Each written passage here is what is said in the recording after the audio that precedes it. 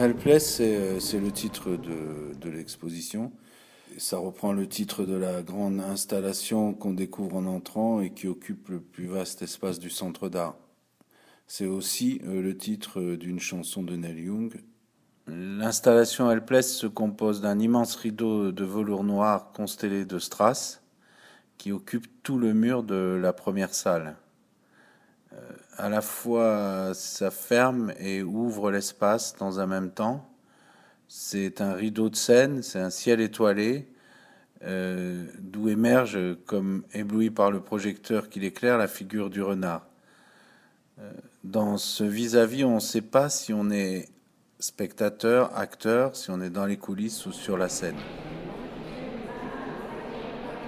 Dans les deux salles suivantes, deux nouvelles pièces aussi. Donc, Oh là là, une pièce qui est composée d'un portique de jeu et d'une dent agrandie à l'échelle d'un corps. C'est une image qui est plus directement liée au rêve.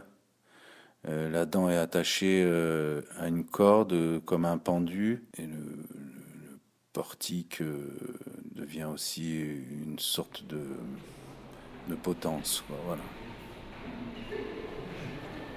Puis La nuit, je mens. Le titre reprend celui d'une chanson de Bachung. Pour moi, c'est une installation qui est comme un paysage mental enclos sur lui-même. Une vision un peu prise comme dans un flash, avec des oiseaux figés sur des branches mortes. Le tout est éclairé assez fortement par une lumière blanche qui reprend celle d'un éclairage de lampadaire urbain et donc qui projette à travers les planches brutes de l'enclos, les planches disjointes, des ombres sur le sol et sur les murs. C'est, une fois qu'on est à l'intérieur, une sorte de cabinet des curiosités, de cabane, où l'intérieur est à l'extérieur et qui est assez fantastique, a un côté assez étrange, quoi. Ensuite, il y a Marcel et Lille qui jouent chacune à leur manière avec des dispositifs scéniques. L'une évoque pour Marcel la rencontre impossible entre Duchamp et Dalida sur un podium doré version Star Academy.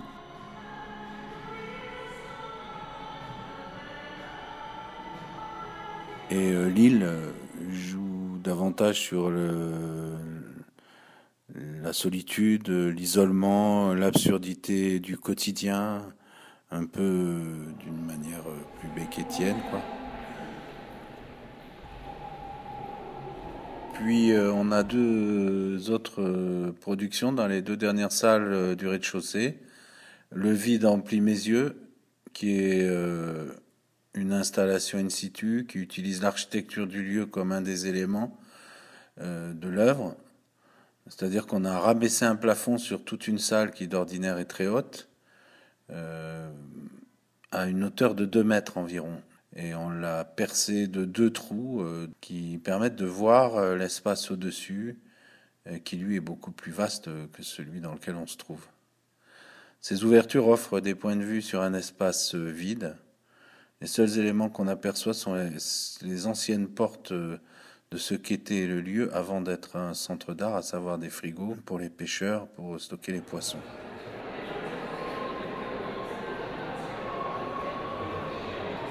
Et dans la dernière salle du rez-de-chaussée, donc la roue de la fortune, c'est une installation qui est composée d'un grand plateau tournant sur lequel est posée une nappe en tissu coloré, laquelle reprend exactement les motifs et les couleurs de la roue de la fortune telle qu'on pouvait la voir à la télévision, mais vidée des inscriptions, des sommes d'argent et des indications écrites normalement dessus.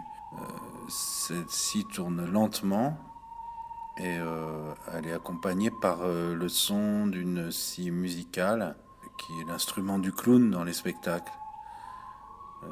Tout autour de cette table tournante sont disposés en cercle des fauteuils de jardin en plastique blanc. Et donc c'est un peu comme une scène ou comme un chapiteau, et aussi en même temps une sorte d'œuvre abstraite, colorée. Et par ailleurs, c'est aussi l'évocation du mirage de l'argent et de l'illusion du spectacle médiatique.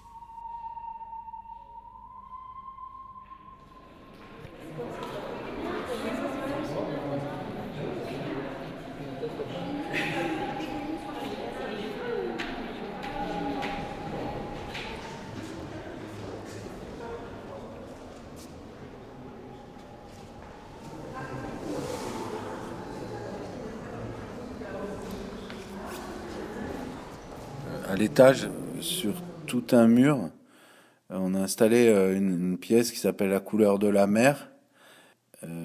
Là, elle rentre un peu en écho aussi avec l'installation Helpless. Elle se présente comme une sorte de grande fresque composée de couvertures, soutenue par des barres de métal appuyées contre le mur. Cette installation évoque un campement précaire. Ici, elle entre en résonance avec son environnement extérieur proche à plusieurs niveaux.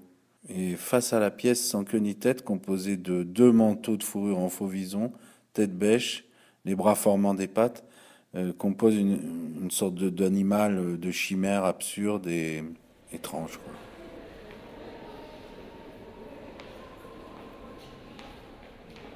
Dans la dernière salle, il y a un ensemble d'une douzaine d'œuvres sur toile, produites aussi pour l'exposition.